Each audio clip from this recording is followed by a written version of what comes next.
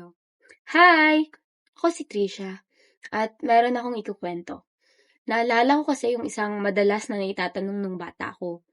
Yung tanong na, what do you want to be when you grow up? Alam mo, ang dali-dali ko lang sagutin yung tanong na yun noon.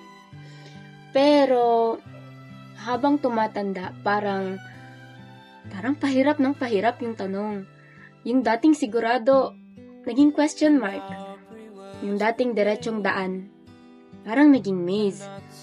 At madalas kapag tinatanong ako ngayon kung anong plano ko, lumingiti na lang ako. Kasi, paano ko ipapaliwanag sa kanila ng ingay-ingay sa loob ng utak ko? Nasanay akong makipaglaro sa mga salita. Hobby ko kasi yun, gumawa ng kwento. Nasanay akong magtago sa likod ng mga talata.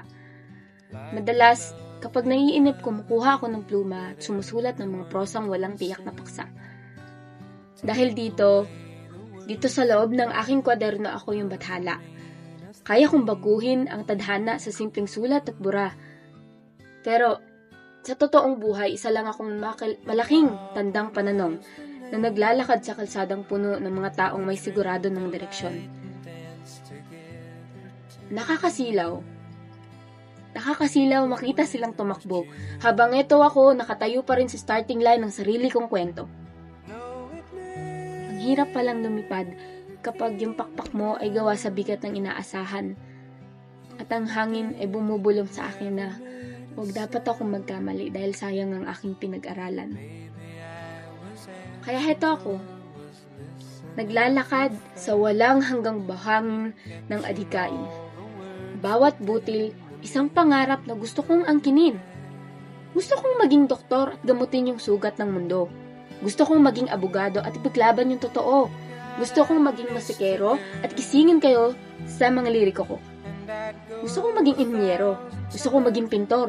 Gusto kong maging manunulat. Lahat na! Pero sa dami ng gusto kong maging, nakalimutan ko na kung sino nga ba ako talaga. Sa totoo lang, aaminin ko, natatakot ako. Natatakot ako na sa pagpili ng isang pinto ay isasara ko yung iba. Na baka sa paghakbang ko sa pakanan, ang tamang daan pala ay pakaliwa. Takot ako maging average. Takot ako maging pwede na. Dahil sanay akong tawaging magaling. Kasi yun yung pagkakakilala nila sa akin. Kaya ngayong wala nang medalya at wala nang pumapalakpak, pakiramdam ko, bawat hakbang ko ay isa kong palpak. Kaya pakiusap, huwag niyo muna akong tanungin. Huwag niyo munang usisain kung anong plano ko sa haharapin. Kasi kapag tatanungin niyo ako kung saan ako papunta, ang may sasagot ko lamang ay isang ninginig na, Teka muna. Di ba pwedeng namnamin ko muna ang pagkaligaw? Hindi ba pwedeng huminga bago sumuong sa araw? Kasi sa totoo lang, hindi ko kailangan ng mapa o kompas. Ang kailangan ko ay paniniwalang hindi mauubos ang aking oras. Dahil baka kaya ako naglalakad sa buhangin ay hindi para mahanap ang dulo, kundi para matutong damhin ang hangin. At hanggang hindi ko pa sigurado kung anong kabanata ang susunod na aking itatala. Dito na lang muna ako.